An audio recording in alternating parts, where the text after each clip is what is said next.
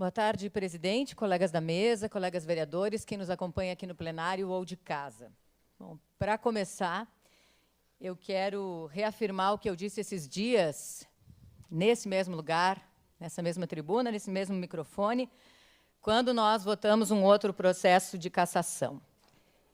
Essa é uma situação absolutamente desconfortável.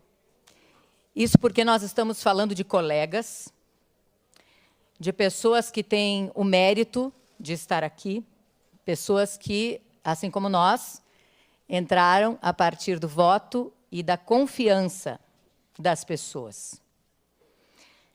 Mas, da mesma forma como eu disse aquele dia, eu preciso reafirmar que, apesar de desconfortável, essa é uma das nossas funções, infelizmente, né? Mas é uma das nossas funções a de julgar em casos como esse. Também, como eu já falei naquela outra ocasião, o que nós estamos julgando aqui não é a pessoa, não é o Lucas Carenhato. Nós não estamos julgando a ideologia, a trajetória ou as pautas dele como legislador, que, aliás, muitas são muito semelhantes às minhas. O que nós estamos avaliando aqui é uma situação que aconteceu em abril desse ano, durante uma audiência pública na Prefeitura de Caxias do Sul. Uma situação que foi gravada e cujos vídeos circularam e circulam até hoje pelas redes sociais. Eu não estava presente naquela audiência, eu estava aqui na Câmara, inclusive numa homenagem liderada pela mesa diretora e que, portanto, exigia a minha presença. Mas eu assisti aos vídeos. E, como disse, no dia seguintes, nesse microfone, fiquei muito assustada com o que eu vi. Assustada com a forma agressiva, uma agressividade absolutamente desnecessária de várias pessoas, inclusive do vereador, e de algo que eu entendo ser contra tudo aquilo que eu acredito que a gente deva fazer, qualquer pessoa, mas, acima de tudo, autoridades públicas. Eu vi, sim, e essa é uma opinião minha, pessoal, uma forma de tratamento que eu considero abusiva contra uma mulher. O tom ameaçador, o dedo na cara, enfim, ações que, nos dias seguintes, as próprias colegas de partido do vereador também colocaram como uma ação com um certo descontrole, uma ação que havia, né, uma atitude, né, naquele momento de calor, tinha passado do ponto. Como eu não estava presente, eu falei isso já para vocês, a minha avaliação ela é baseada nesses vídeos e no trabalho da comissão processante, desde os depoimentos das testemunhas até o relatório final. Como mulher, obviamente, esse tipo de situação me afeta ainda mais. Por quê? Porque nós estamos acostumadas a falar sobre violência, a alertar outras mulheres pela PEM, pela Procuradoria Especial da Mulher, alertar mulheres dos sinais de truculência que, às vezes, são deixados de lado sob justificativas como não foi a intenção, eu o conheço, ele não é assim, foi um descontrole, mas não foi nada demais, etc., etc. E por esses pensamentos que estão no entorno dessa situação, que o julgamento se torna ainda mais difícil para nós. Será que esse caso se enquadra nesse alerta? A Grégora, nossa chefe de gabinete da Prefeitura, disse nas oitivas que se sentiu ameaçada, a gente ouviu aqui esse relato também, o que a levou, inclusive, a registrar um boletim de ocorrência.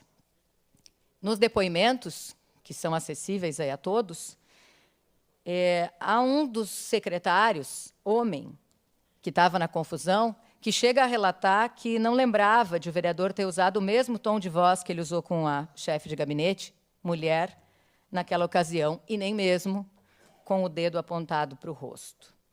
Isso é preocupante.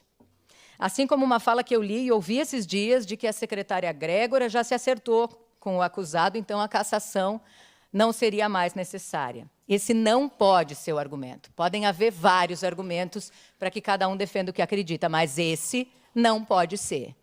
Não é esse acerto de contas que faz com que o fato não tenha ocorrido. Não pode ser assim.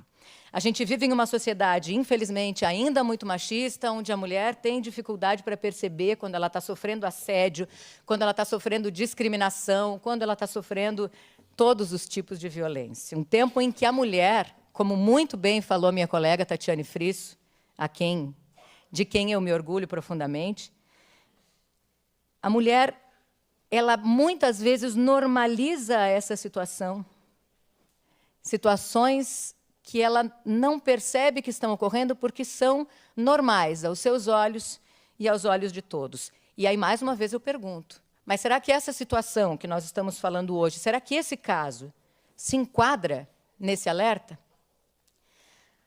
Vamos lá, então, para o que diz o parecer final da comissão processante. Eu li, vereadora Tati, reli, li outra vez. Então, vamos lá, diz assim, abre aspas, ficou clara para esta comissão processante a ocorrência do fato imputado pela denúncia, o que vem demonstrado no amplo arcabouço probatório. É inegável, pois, que a conduta perpetrada pelo denunciado, Lucas Carenhato, esteve em desconformidade com as diretrizes éticas supracitadas, configurando, sem dúvida, a quebra de decoro parlamentar, fecha aspas. E aí eu me pergunto, a manutenção do decoro parlamentar é um dever de todo vereador. Essa constatação, que não é uma fala, ela está escrita no relatório. O que nos faz pensar em relação a isso? O relatório ainda diz, abre aspas, há que se registrar que as imagens do ocorrido são claras, pois a única pessoa submetida à posição do dedo em riste pelo denunciado foi uma mulher, a senhora Gregory. E segue, em suma, as referidas testemunhas buscaram apenas justificar a injustificável forma de agir do denunciado. Fecha aspas. E aí, ao final do relatório da comissão processante, o entendimento é outro. Diz que a cassação seria algo extremado ao caso concreto, não podendo sugerir outra sanção, se manifesta pela improcedência da denúncia. Eu queria relatar isso para vocês, confessar que, como eu disse, eu li o relatório, eu li as oitivas, eu pensei muito e, diante de tudo que eu li, eu não consigo compreender essa frase final. Como eu disse desde o início, é sem pessoalizar, mas com a responsabilidade que nos cabe nessa casa. E eu queria compartilhar isso com vocês porque nós não temos obrigação de nos manifestar, nem nesse, nem em caso nenhum. Essa é uma opção.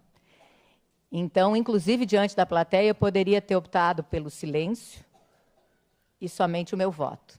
Mas, como eu gosto muito de fazer, eu tinha que trazer a minha manifestação.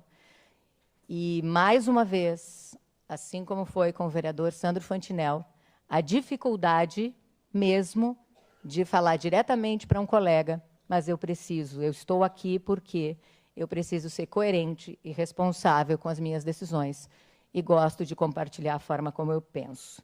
Diante de toda a leitura do relatório, eu não consigo concordar com a frase final e eu voto contra o relatório.